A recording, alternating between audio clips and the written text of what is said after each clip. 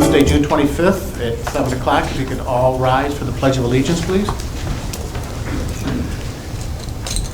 pledge allegiance to the flag of the United States of America and to the republic for which it stands, one nation, under God, indivisible, with liberty and justice for all.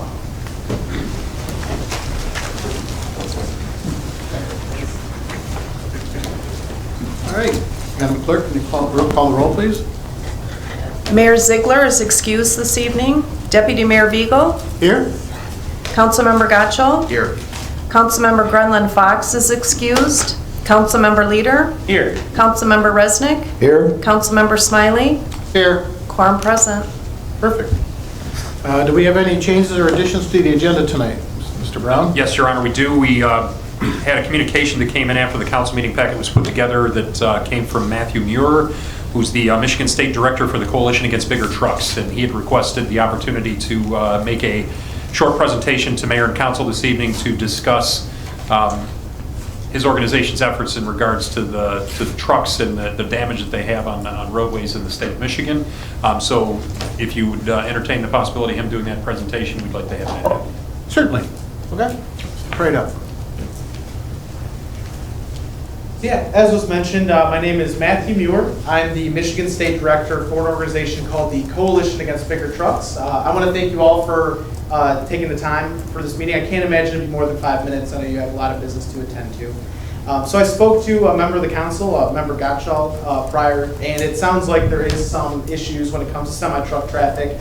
And that's a good thing. Truck traffic means the growth of businesses and industry and commerce. But we need to balance that with the needs of public safety and infrastructure. And there are federal proposals that would increase semi-truck size and weight that would disrupt that balance. There are two proposals in particular. The first would be a nationwide weight increase from 80 to 91,000 pounds. As many of you may know, Michigan currently allows 164,000 pound trucks statewide due to a grandfather clause. Now, this weight increase would still have an effect on Michigan roads because only, according to MDOT, 6% of trucks run at that heavier weight because you can't leave the state with at that weight. The second proposal involves double trailer trucks. Currently, they are 28 feet each. Defeated in 2015 in the U.S. Senate was a bill that would increase them to 33 feet each. At 66 feet, 13 feet longer than your standard semi-truck, that would become the new standard in the industry. Not only would you see more doubles, but they'd be far longer. The reason we've been successful in pushing these back each and every year, because they tend to come up during the appropriations process, infrastructure bills, highway reauthorization, comes down to our coalition. The first is municipal governments and their associations. I'm currently working with Michigan Municipal League, encouraging them to get active, and they do seem interested. At the national level, you have the League of Cities, Conference of Mayors, American Public Works, the county engineers.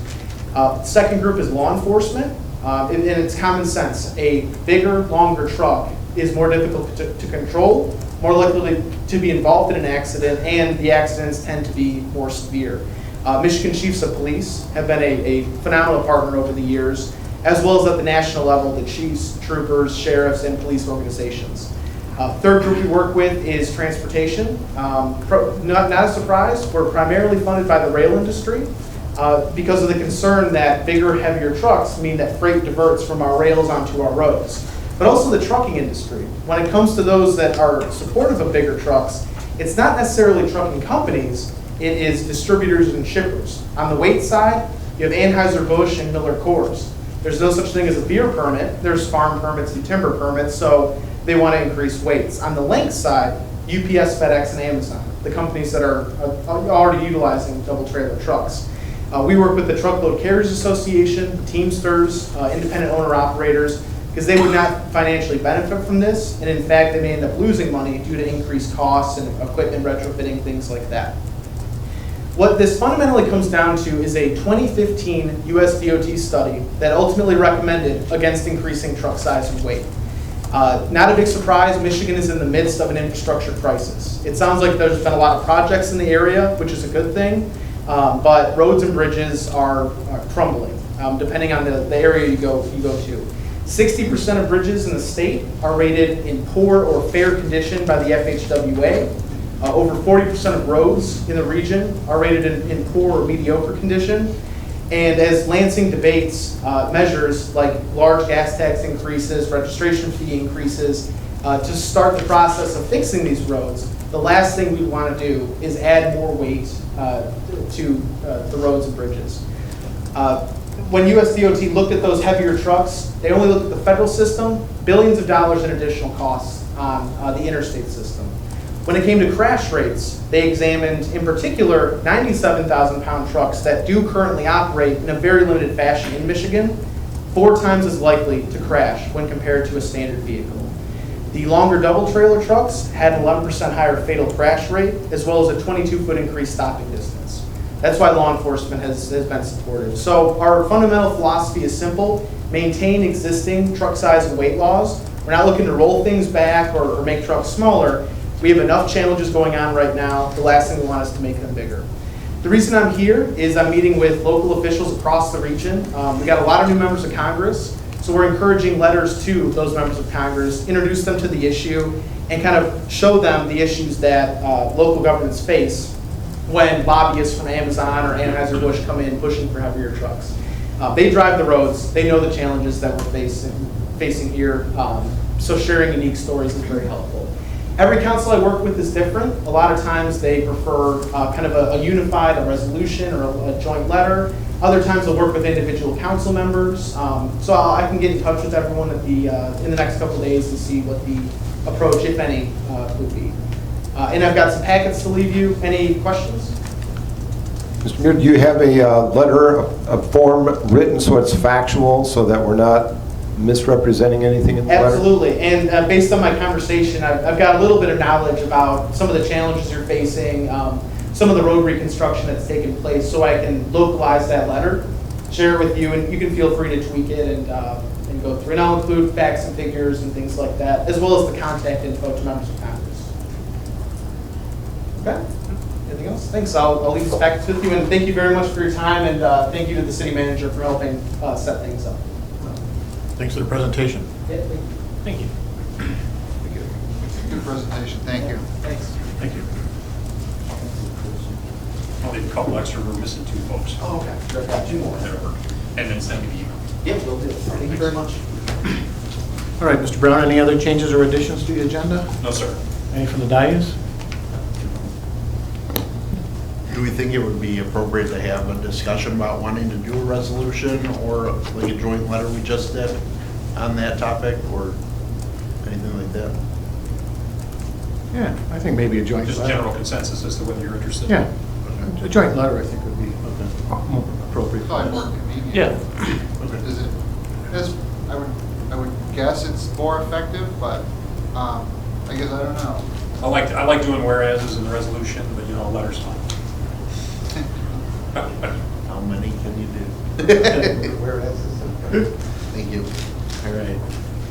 All right, next up is the approval of minutes for the regular city council meeting of June 11th, 2019, and we do have up here, we do have a correction that we found on the, one of the pages.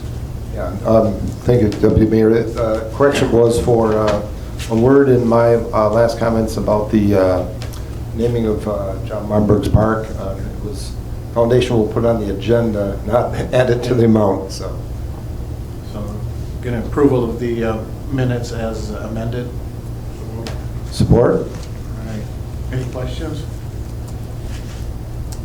All right, we got a motion by Councilman Gottschall and supported by Councilmember Resnick to approve the minutes of the regular city council meeting of June 11th, 2019. All in favor, say aye. Aye. Opposed? No. Thank you. Next is correspondence, which we have none. Next up is call to the public. The rules for the call to the public as follows. The public shall address the council during the call to the public, which shall be included on the agenda immediately after correspondence and then again immediately after new business. The first call to the public immediately after correspondence shall be limited to agenda items only.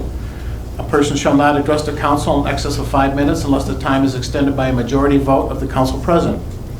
Persons wishing to address the council shall identify themselves and their place of residence and shall state their reason for addressing the council. All comments to the public shall be made directly to the council. Do we have Anybody for the first call to the public? Seeing none, I'll close that. City managers' reports, the departmental reports from May 2019. Any questions? Mr. Gotcham? Thank you. I did have a few. The first is regarding the construction and development memo. I'm not sure if anyone's here to answer to that, but just noted that it appears, and I've noticed driving Wixom Road, that concrete demolition at the ICP property is slowed down or completely stopped. Has anyone checked in on why that is? Yeah, I've had conversations with them about what's going on there. They've really haven't provided a lot of information about what exactly is going on there. I've only got speculation as to what the slowdown's about. I can follow up with another phone call. I almost did another one today, but I've had multiple interactions with the chief operating officer of the organization there to ask him about that, and he's talked about some other concerns that weren't really related to that issue. So I can ask again and see if there are issues that they've encountered in terms of things being outside of the scope of contracts or something like that. I'm not sure what's going on exactly. So I can ask again, but I don't have good information on it. Yeah, this is kind of a road we've been down before, I think, and I want to make sure we get back on track quickly. Yeah. Especially since we amended Brownfield recently as well, so they're working with that. But that's a particular property that's had a lot of big talk and no action, and now it seems like it's been a number of weeks since they've been doing much over there after starting pretty heavily. So I can't say for sure. I think it's just a hiccup, frankly, on the operations there, and I'm not sure the source of it. I have not been able to track that down. I can say that they continue to maintain continuous interaction with us on other issues like the water that's on site that is going to be removed. They're continuing to take action on that, so it's not a matter of them stepping away from the project. I think it's just a complication that's come up somehow on the demolition side. okay. Yeah. I'm a little concerned, but I'm not a lot concerned at this point. All right, and then regarding the DPW report, just kind of going back to questions or issues I've had in the past regarding overtime. Right now, we're considerably over our 3-year average. We're over 220 hours over our 3-year average. I believe in the past we've been told that's roughly $55 an hour overtime. And then in addition to that, we have some double time that's going as well. So some of the categories that are over are building maintenance and ordinance enforcement. And I guess just some explanation as to why that can't be fit into our normal day schedule rather than calling it overtime. I understand like the Parks and Rec and event setup and takedown, but items that are listed there like weed cutting and whatnot, to me it seems like normal day activity instead of overtime. So just a note about that would be appreciated. I'll check into it with our DPW director, Tim Sick, and get an answer back to you on that. Thank you. I do anticipate it to get better with a new position that's been budgeted and should be hired for in the next fiscal year, so that'll improve things likely. Yeah. Anybody else? All right. Next up is the consent agenda. Excuse me. All items listed under the consent agenda are considered routine by the City Council and will be enacted by one motion. There will be no separate discussion of these items unless a council member so requests, in which the items will be removed from the consent agenda and added to the regular agenda at the end of unfinished or new business. We have approval to receive and file the Cemetery Board minutes of June 6, 2018, Planning Commission meetings of April 22nd, 2019, and Planning Commission meetings of May 8, 2019. So motion. So moved. Support. Thank you. I've got a motion by Councilmember Gottschall and support by Councilmember Resnick. All in favor, say aye. Aye. Opposed? Thank you. We have no unfinished business. Next up, new business. Item number 1, request for authorization to participate in the State of Michigan Cooperative Purchasing Program, My Deal, for the purchase of a Gator utility vehicle from Weingart Supply Company of Farmington Hills in the amount of $6,920.14. Do I have a motion? So moved. Support. Any questions? Councilmember Resnick? Just maybe one on the longevity. We got 21 years out of the old one. Is it expected that we'll get such a long life out of this new one? I don't know if Deanna has any information on that, but I wouldn't be optimistic we'd get a 21-year stretch out of the next vehicle. And there's probably no auction value either with the old one, is there? I can't imagine. Zero. Give it to a museum, or give it to the kids over at Open Go. Tech. There you go. Anybody else? Okay, I got a motion by Councilmember Resnick and second by Councilmember Smiley to request to authorize to participate in the State of Michigan Cooperative Purchasing Program for the purchase of a Gator utility vehicle from Weingar Supply Company of Farmington Hills in the amount of $6,920.14. All in favor, say aye. Aye. Opposed?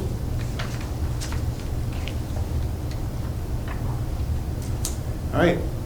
Item number two is recommendation to approve a 3-year contract with Michigan State University to provide geographic information system review, recommendations, data collection, maintenance, and training in the annual amount of $49,500, and authorize Mayor Ziegler and City Clerk Catherine Buck to sign the contract.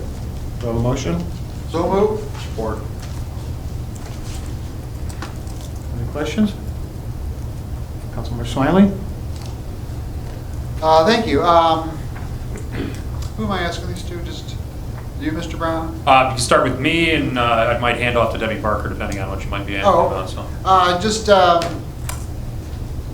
I mean, to put it simply, who uses this data? I can imagine, several other departments, but I'm also wondering, how far-reaching is its use? Does Suez use it? Does HRC use it? Our DPW, Yes, DPW. So it has a pretty good range of people that it helps. Right. Yeah, it stretches across most operations in the city, quite frankly, and there's even an application that was mentioned in the report relating to cemetery plots that we utilize the GIS for to keep track of that information as well. So that's pretty wide-ranging. It has a lot of impact on a lot of our operations, very important impact on many of those operations, and something that we rely on more and more each year, frankly. Good. I mean, that increases its value to be useful by so many areas. So, good. That's all I had. Thank you. Councilmember Resnick? Yeah, when this came up 3 years ago for one of the initial renewals, I had asked if we would investigate a little bit deeper the Oakland County system, and Oakland County provides such a service to 62 of our local communities within the county. And have we looked any deeper? I looked on the website today and I used it, and it seems a lot richer than it was 3 years ago. Maybe, Ms. Parker could comment on that? Yeah, and it is free to our use as well. The challenge is they will not make maps and add any of our own Wixom information. Okay, so they still haven't gotten to that point where they're adding our fire hydrants, our water Right. mains? Oh, okay. Well, if we can get them to do that, be a heck of a Well. savings. No, but I mean, the maps are pretty rich. You Yeah. go to any parcel and get the tax data, and Yeah. it was Well, interesting. they are the assessor for most of Right, the right. communities. so. Okay, we'll just keep an eye on it then for Yeah. next contract renewal. Thank you. Anybody else? Councilmember Gatchel? Thank you. I did just have a quick question, because I noted in the summary, it says our contract is done the 30th, and we're authorizing the mayor to sign this, but I don't think we'll be back yet, so I was wondering if that needs to be amended so the deputy mayor can sign, or is it not? Are they not going to have an issue if it's a day late? Short answer on that, we're okay with leaving it as is and allowing the deputy mayor to sign in lieu of the mayor. The clerk and I have talked about that. If you want to correct it in the report, we can do that as well. We're okay on either front. I guess I would just, if the intention is the deputy mayor to sign, then just clarify that by amending. Yeah. The point being that if the deputy mayor steps up to take on the duties of the mayor in the absence of the mayor, so we're covered on that front. If we want to leave it live, if you want to make the correction, that's good with my front as well. We're fine then. Yeah. We did consider that and just decided it wasn't necessary. Well, you're going to sign it, Pat Beagle or Richard Ziegler? I'll let you know. Any other questions? All right. I got a motion by Councilmember Smiley and seconded by Councilmember Gatchel to approve the recommendation to approve a 3-year contract with Michigan State University to provide geographic information system review, recommendations, data collection, maintenance, and training in an annual amount of $49,500 and authorized Mayor Ziegler and City Clerk Catherine Buck to sign the contract. All in favor, please signify by saying aye. Aye. Opposed? Okay. New business number 3 is a request for the approval of local road improvement pilot program cost participation agreement with the Road Commission for Oakland County for joint crack sealing of local roads and pavement markings in the amount of $28,655 with a local share of $50,000. Do I have a motion? So moved. Support. Any questions? Okay. I got a motion by Councilmember Resnick, seconded by Councilmember Smiley to approve the request for the approval of a local road improvement pilot program cost participation agreement with the Road Commission for Oakland County for joint crack sealing of local roads and pavement markings in the amount of $28,655 with a local share of $50,000. All in favor, please signify by saying aye. Aye. Opposed? None? Okay. New business number 4 is a year-end budget amendment and request for commitments of fund balance to comply with the Uniform Budget Act 621 and Governmental Accounting Standards Board pronouncement GASB 54. Do I have a motion? So moved. Support. Marilyn? Yeah, this is just the standard report that we submit at the end of each fiscal year, just to bring in line our expenditures with what was budgeted. In addition to that, we also ask that you commit a portion of fund balance if, in the event, any shortages arose in any of the other funds. We don't anticipate that to happen, but it did happen to us several years ago in our Safety Path Fund, and it was quite frankly a lot harder to clean that up at the state once it did occur. So we decided at that point to always do this resolution before the end of the fiscal year to prevent a lot of that extra work if we didn't have to do it. Because ultimately the fund balance from general fund would cover that regardless. It just prevents all of that additional work with the state. So we ask that we commit that fund balance at this point, just in case it happens. We don't anticipate it, but just a fail-safe in case it did. Any questions? I was just curious on the interest incomes for each of the larger accounts. It happens to be a very round number then. That's just for the budget amendment, Yes, correct? that's correct. We never do pennies Yeah, in our budget numbers, so we just round those to what we believe is the closest number. Your Honor, quick early congratulations to our Finance Director, Marilyn Stanford, who's celebrating her 22nd work anniversary here coming up in July. Congratulations. Coming soon. She's on the reports. Do we have to sing to her? I will. We'll let her go home by 5:30 one day, just. Cake would be good. All right, I see no other questions. I've got a motion by Councilmember Resnick and seconded by Councilmember Smiley to approve the year-end budget amendments and request for commitments of fund balance to comply with the Uniform Budget Act 621 and Governmental Accounting Standards Board pronouncement GASB 54. All in favor, please signify by saying aye. Aye. Opposed? None? Thank you. New business number 5 is a recommendation to support a resolution to adopt the updated Wixom Emergency Operations Support Plan. Do I have a motion? So moved. Support. All right. Public Safety Director Moore, you want to give us some information on this? Sure.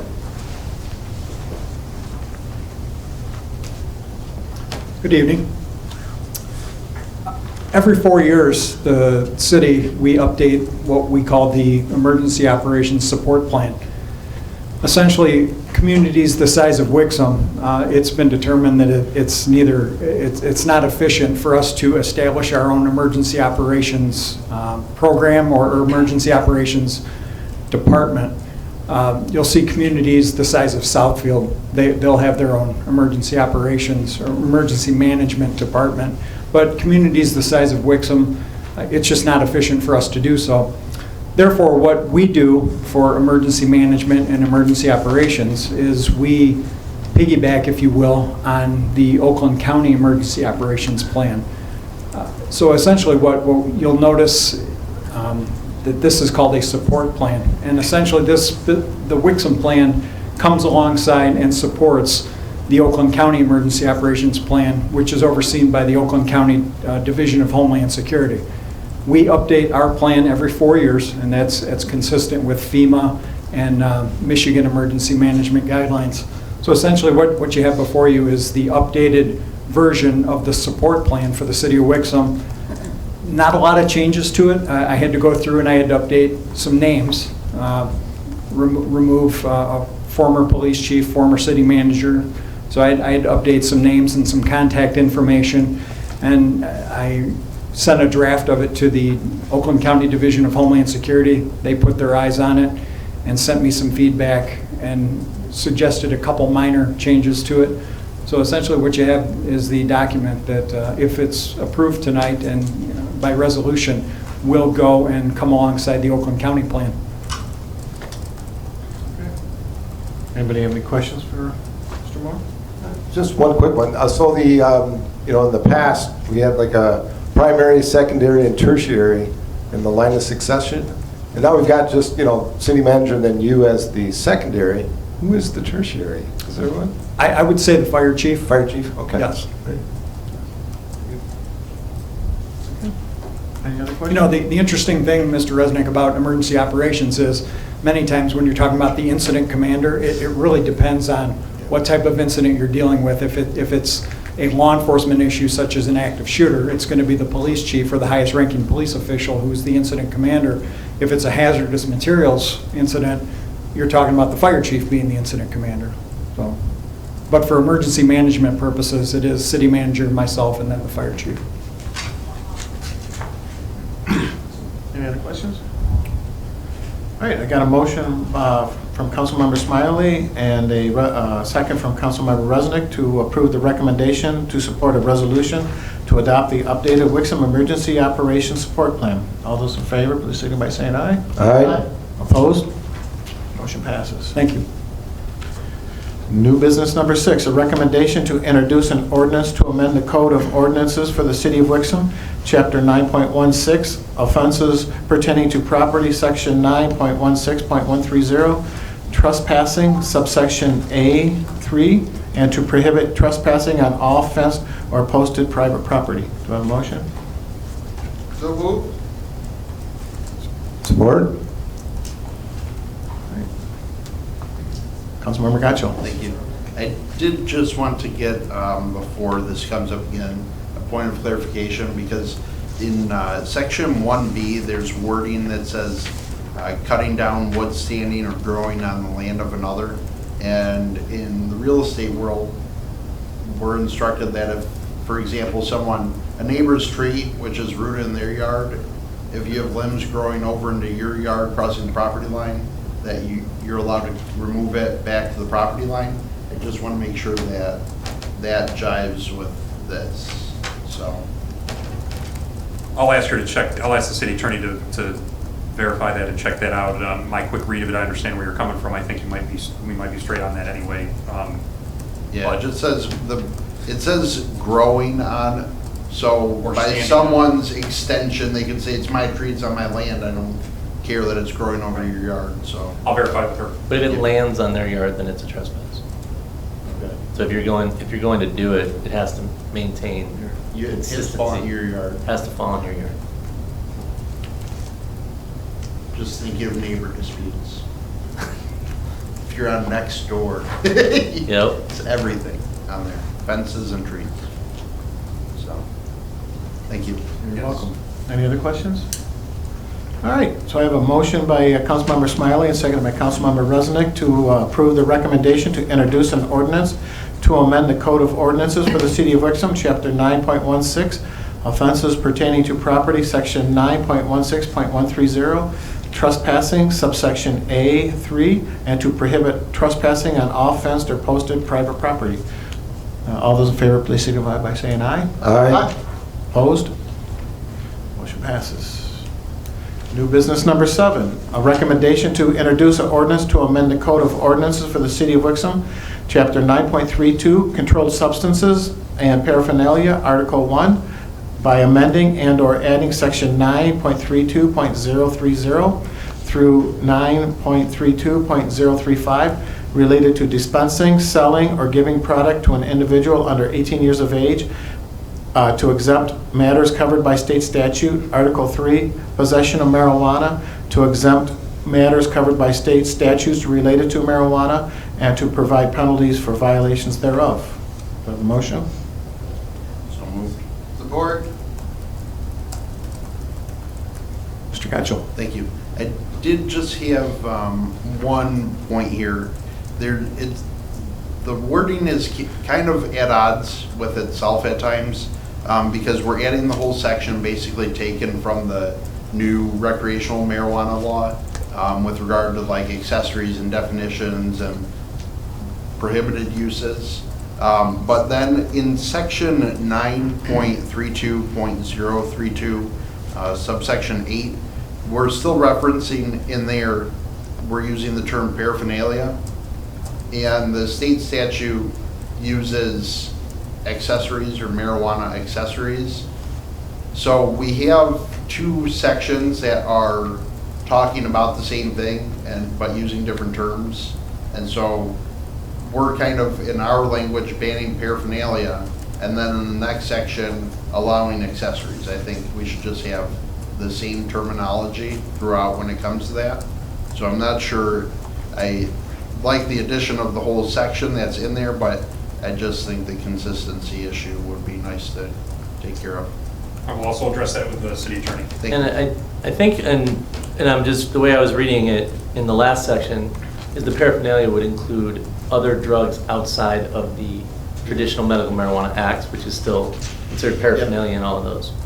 I agree, but it's, if looking at the definition in the existing section, it still talks about things that you would use to plant and whatnot. I understand like planting poppies or what have you, but it's not until the very next section that it says, here's what the new law is basically. I think there needs to be maybe a little snippet in there that says, or gives reference to marijuana accessories, or saying except for marijuana accessories somewhere in the subsection 8.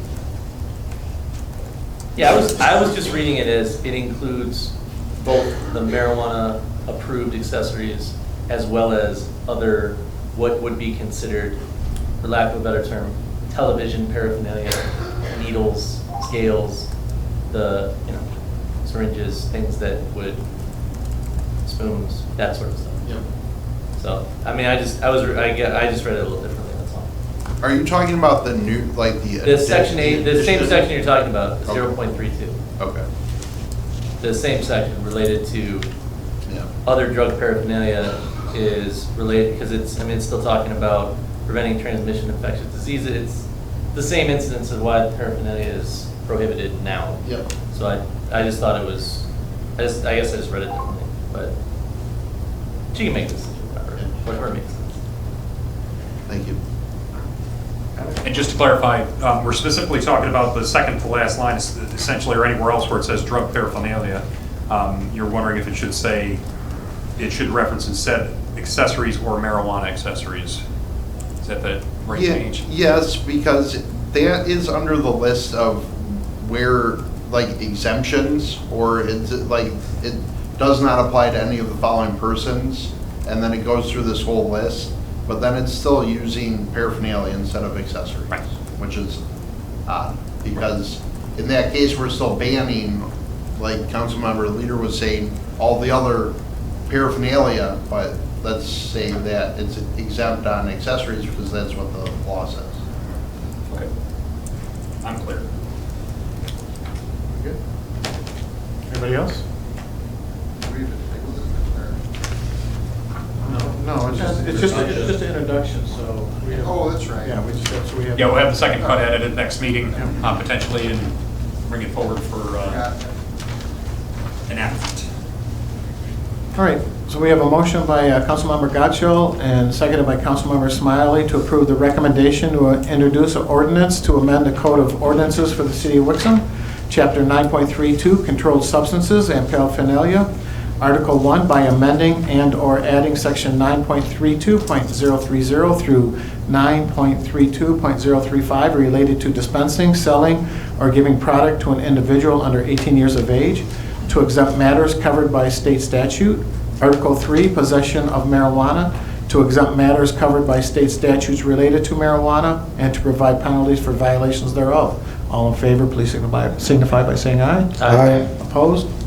Motion passes. All right, second call to the public.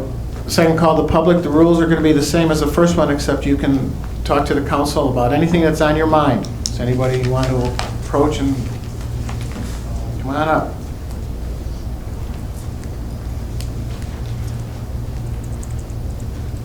Jameson Schmaltz, 3504 West Maple Road, Wixom. My only concern is this trespassing thing. Is that whole thing just about a lemon tree? I mean, that's all I got out of the conversation was lemons falling on somebody's yard. And whose yard is it really growing in? Can you cut it down or, I mean, I have a couple acres, I have posted, and I have a partial fence, and I just wondered if this was pertaining to me at all.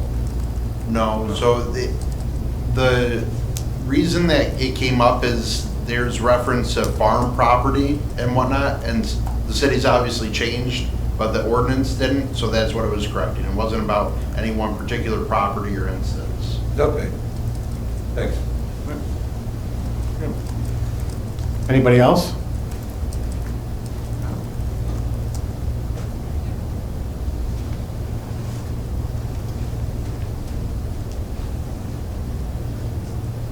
Susan Schmaltz, 3504 West Maple, Wixom. I just have, it's a concern, you know, the repaved West Maple Road, which is great. So now it's turned into a racetrack. Speed limit's 30, people are going 40 or 50. They pass you if you're going the speed limit. We've been to the police several times asking for more patrolling, and that hasn't happened. And I wonder too if there's anything in the future where they use, what we get down gravel trucks, dump trucks, anything like, probably coming out of Milford maybe, or going to Milford. It's not really a residential road, it's more of a truck route. And is there any way they're ever gonna like make a bypass to go to like the Pontiac Trail further down West Maple, where it's not, it's a truck route, it is. And I just wondered if there's anything that could be done in the future about this traffic. I mean, these are, you know, huge gravel trains going down. And the speeding, there are children that live on that road. And like I said, we've, you know, gone to the police department, our neighbors have, and we don't see any results at all. Just comment on the speeding part of it. In our budget this year, we approved a police officer to do just nothing but traffic patrol. That the new budget comes into effect July 1st. I know Deputy Police Chief Moore will have some more information on that, but that's going to be starting up right away, and he's going to be a dedicated traffic cop. That's what he's going to do. So hopefully we take care of some of those problems. Okay. As far as the bypass or anything, I don't see anything in the near future. Okay. Because they want to build that new whatever across from us, and I'm thinking, I wouldn't want, I mean, if I didn't, I would move there if I saw what went on with all the traffic and everything, you know. So, you know, it's maybe a suggestion or something. Okay. Okay, thank you. Thank you. Deputy Mayor, may I ask Police Chief Moore a question? The portable signs, I know there's one that's been on Charms now for about 4 weeks in a row. Do those get moved then through the summer? Yes, we do move those. And Okay. typically, we respond to citizen feedback Okay. to where we put them. Maybe a next stop for that one could be on West Certainly. Maple then. And with respect to Deputy Mayor Beagle's comment, I can tell you, July 15th, Monday, July 15th, I plan on rolling out the new traffic safety officer who's going to engage in traffic enforcement, traffic education, and traffic engineering. And that will be his, I know who it is, so I can say his, that will be his only function in the police department is traffic safety. So it's coming. We're looking forward to it. Me too. Could I add something? Sure. Perhaps the speeding thing, if you move the speed limit signs, I mean, you have one like 100 feet from the intersection at Wixom Road, that's kind of like a waste. There's another one under a tree by the railroad tracks. So there's two subdivision entrances that don't even see a speed limit sign until they're 100 feet from the intersection. I think a wiser placement of the signs would probably make a difference. Okay. Anybody else? Okay, I do see a young scout out there. If you'd like to come up and introduce yourself and tell us what you're here for tonight. Yep. We're from Troop 201. Is that the VFW? State your names for us, please. I'm Erin from Blunt. I'm Nadia Zaleski. Okay. And you're here to get your government badge? I'm here to get my citizenship in the community merit card. Okay. And the communication merit card. Okay. Very good. Go ahead. Eric, you wrote a few of us about meeting afterwards. You needed to actually interview a councilman in order to get your badge. Is that you're that Aaron, right? Yeah, I interviewed Mr. Okay. I replied to you. I don't know if you got it. It was a little late in the day, but maybe there'd be more than one that would speak to you afterwards. Don't go away yet, though. All right. And if you need a signed agenda or anything, let us know. We'll take care of that for you. Thanks. Thanks for coming tonight. All right. City manager comments. We let you guys off easy tonight. We usually ask questions, but we let you guys off easy tonight. I had 10 prepared. You want me to ask them? No, I'm just teasing. No question. So just the work anniversaries and my city manager update. Two other things I wanted to point out.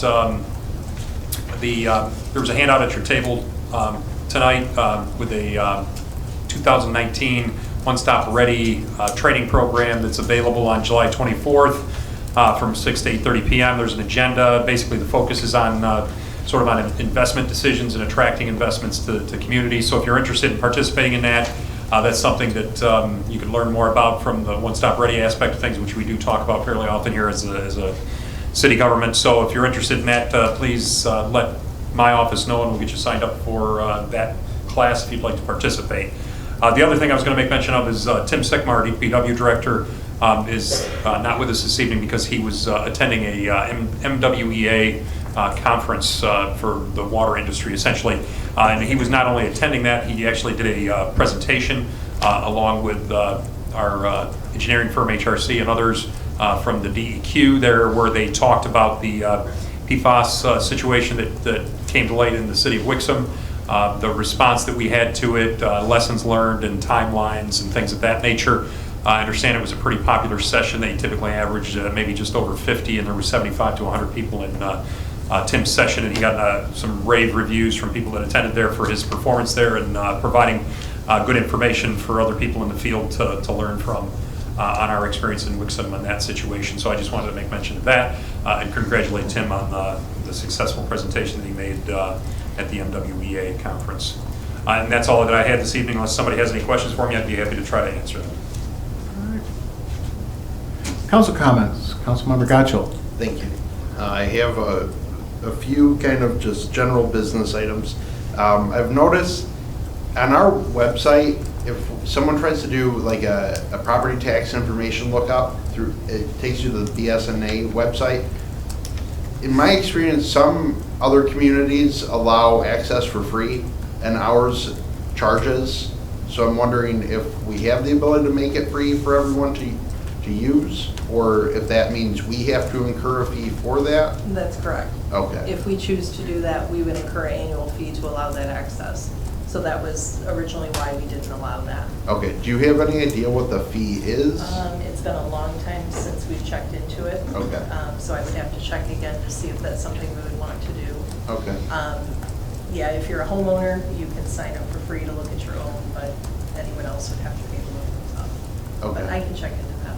Yeah, I think that might be interesting to at least know the fee and maybe make a decision if it's not too wild of a fee.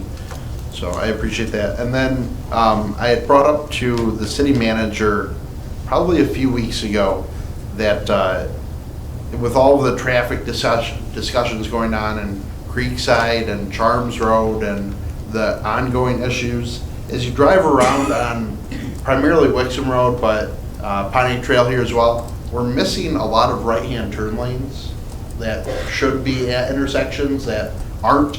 Then you have a pile of cars waiting for a right-hand turn.